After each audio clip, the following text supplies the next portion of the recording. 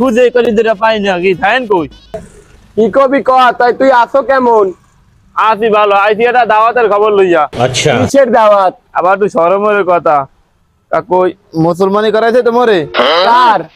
মোর নিজের। ভাই আমরা নুনু কাটা নি চাইছিলাম প্রতিদিন 10-12টা গরু খাওয়াইয়া নিজের তারা আছে এইটা খামু আর এইটা কাটছে না লাউ দিয়ে রাঞ্জা সবাই মিলে খামু পাড়া প্রতিবেশী যারা আছে আপনারা যারা কাছের যারা আছেন এরা এইয়া। আর একটা কথা আপনি আইবেন ওই 14 কিছু সব লই আইবেন। আপনি দাওয়াত দিছি গরু কাটতে গরু খাই যাবেন আর ওইটা লাউ দিয়ে রানমু তো খাই যাবেন এই লোক। আচ্ছা আচ্ছা আচ্ছা কেন লই আইবেন না ওই সব 14 গোষ্ঠী টান্না লই আইবেন না।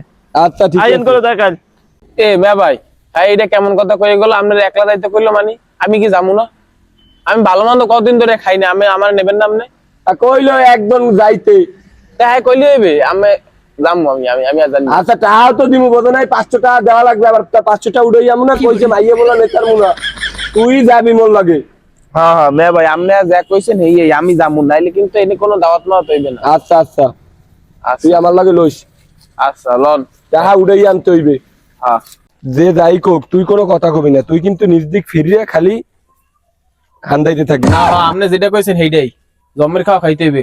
কসুলতি খাইতে খাইতে পেটের মধ্যে সরবাইজি গেছে বুঝছেন, এখন আর কসুলতি ভালো লাগে না। আইস খালি আপনি খালি গোস্ত দিয়ে আমার পাতে দিয়ে উঠে গেছে। আচ্ছা আচ্ছা এই আমি দিব মানে তুই কোনো কথা কবি না, তোরে যেইটা আনতে কইছি সেইটা আনছস। হ্যাঁ মে ভাই গুজা গুজা এটা গুজা গুজা খাবি আর মনে করো পাইলে আপনি খালি গোস্ত দিয়ে আমার পাতে দেবেন।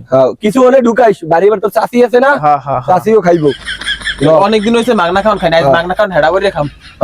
যে যা কোক কোন কোন কিছু কইলে কোক বেটা যা কইয়া আনছি যেমনি বুঝাইয়া আনছি। হ্যাঁ মে ভাই আপনি যা কইছেন হ্যাঁ ল মে ভাই খাওন দাদা হইছে না পুরো এক এক সেরা হইছে সেরা। আমরা চুপচাপ করিয়া চুপচাপ খা ওইটা কই ওই মানে এটা ল ল এদি মনি নেই মে ভাই। ঢুকা ঢুকা বইয়া ল দেখেন না আস্তে আস্তে কোন বার কর ওর ঢুকা ঢুকা তো তাসিলে দিমলে বাড়িতে এন্দি তো লয় তো ল নিতে না মা পলিথিনটা নে গারে পলিথিনটা নিতে না মা দেখছাম না বিয়ে বাড়ি আইলে খালি গোস্তটি খাবি, পানি খাইতে হয় খালি পেট ভরে যাবে পানি তো। ভাই ভুলে গেছিলাম না ভাই, এত ভালো গোস্ত খাবি ভাই গোস্ত দিয়েন আরে গোস্ত দিয়েন। রাইস লাগবে রাইস বড় ওইটা লাগবে। গোস্ত দিলে পলিথিনে লবি তোর চাষির লেগে লইয়ে যাবো অনেক। এই ভাই একটু গোস্ত দেন, কিছু গোস্ত চাইয়ে দেন, গোস্ত দেন ভাই আমার একটু দিয়েন তো ভাই। গোস্ত দেন ওরা লইয়েছেন কেমন লাগে কিন্তু তুই এই জায়গায় তোরা আইতে মানা করছিল কি আমরা ওরা আনতে মানা করছিল? আমরা মানা করে এই যে এই বিয়ে না এই যে জামাই হইলো যে আমার ল্যাংটা কালের বন্ধু।